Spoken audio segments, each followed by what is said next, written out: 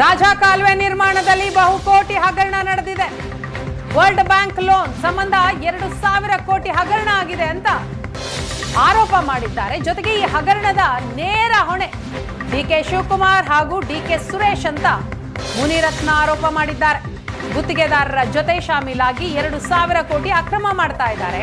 World bank loan ನಲ್ಲಿ 400 ಕೋಟಿ commission ಪಡಿತಾ ಇದ್ದಾರೆ. ಕಳೆದ ಫೆಬ್ರವರಿಯಲ್ಲಿ ನಾನು ಇಡಿಗೆ ಈ ಕುರಿತು ದೂರು ಕೊಟ್ಟಿದ್ದೆ. ಗುತ್ತಿಗೆ ಕಂಪನಿಗಳಿಗೆ ಅನುಕೂಲ ಆಗುವಂತೆ ಟೆಂಡರ್ ನಿಯಮವನ್ನ ಬದಲಾವಣೆ ಮಾಡಿದ್ದಾರೆ.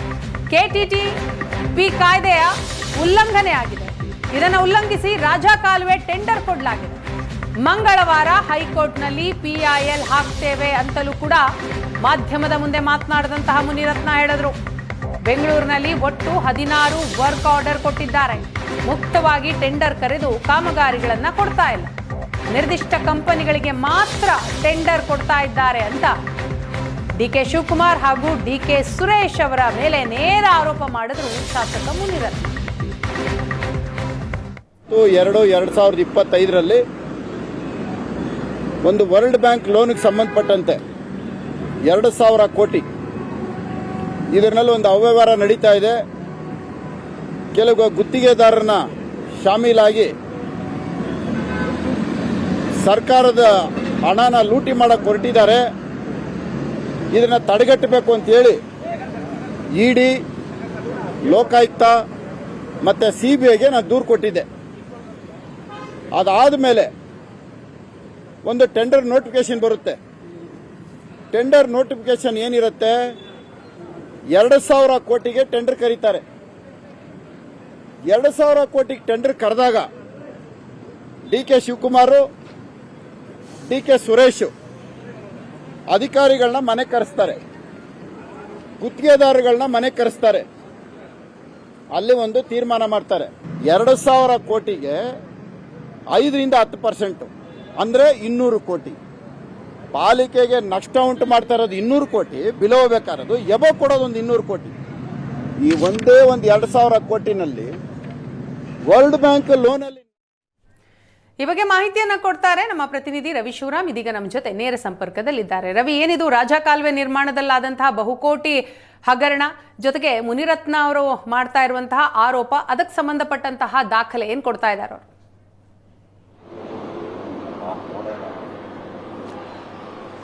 ವೀಣಾ, ಇವತ್ತು RR ನಗರದ ಶಾಸಕರಾಗಿರುವಂತಹ ಮುನಿರತ್ನ ಅವರು ರಾಜಭವನಕ್ಕೆ ತೆರಳಿ ರಾಜ್ಯಪಾಲರಿಗೆ ಒಂದು ದೂರನ್ನು ನೀಡಿದ್ದಾರೆ. ಪ್ರಮುಖವಾಗಿ ಡಿಕೆ ಶಿವಕುಮಾರ್ ಮತ್ತು ಡಿಕೆ ಸುರೇಶ್ ಅವರ ವಿರುದ್ಧವಾಗಿ ಅವರು ಗಂಭೀರವಾದ ಆರೋಪವನ್ನು ಮಾಡಿದ್ದಾರೆ.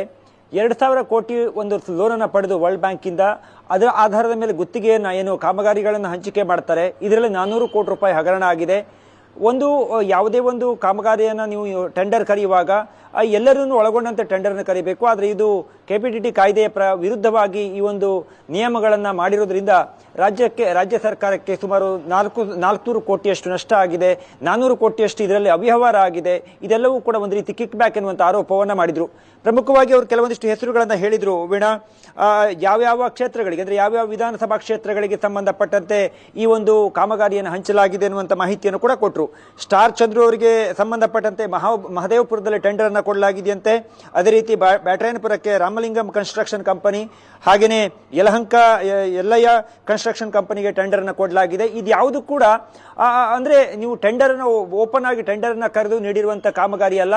ಆದ್ರೆ ಯಾರಿಗೆ ಟೆಂಡರ್ ಅನ್ನ ಕೊಡಬೇಕು ಎನ್ನುವಂಥದ್ದು ಮೊದಲೇ ತೀರ್ಮಾನವನ್ನು ಮಾಡಿ ಅವರಿಗೆ ಅನುಕೂಲ ಆಗುವಂತೆ ಈ ಒಂದು ಕ್ರಮವನ್ನು ಕೈಗೊಳ್ಳಲಾಗಿದೆ. ಇದರಲ್ಲಿ ನೇರವಾಗಿ ಡಿಕೆ ಶಿವಕುಮಾರ್ ಮತ್ತು ಡಿಕೆ ಸುರೇಶ್ ಅವರೇ ಪಾತ್ರವನ್ನು ವಹಿಸಿದ್ದಾರೆ ಎನ್ನುವಂಥ ಗಂಭೀರವಾದ ಆರೋಪವನ್ನ ಮುನಿರತ್ನ ಅವರು ಮಾಡ್ತಾ ಇದ್ರು. ಜೊತೆಗೆ ಈ ವಿಚಾರಕ್ಕೆ ಸಂಬಂಧಪಟ್ಟಂತೆ ಹೈಕೋರ್ಟ್ನಲ್ಲಿಯೂ ಕೂಡ ಒಂದು PIL ಅನ್ನ ನಾವು ಹಾಕ್ತೇವೆ ಎನ್ನುವಂಥ ಮಾಹಿತಿಯನ್ನು ಮಾಧ್ಯಮಗಳಿಗೆ ಮುನಿರತ್ನ ನೀಡಿದ್ದಾರೆ.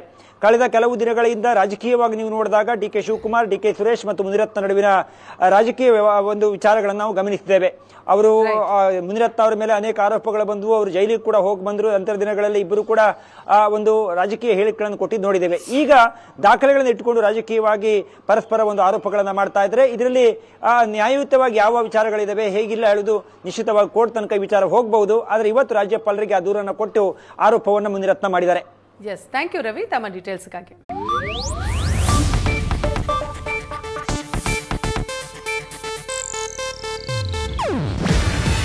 ಇದು ಏಷ್ಯಾನೆಟ್ ನ್ಯೂಸ್ ನೆಟ್ವರ್ಕ್ ಪ್ರಸ್ತುತಿ.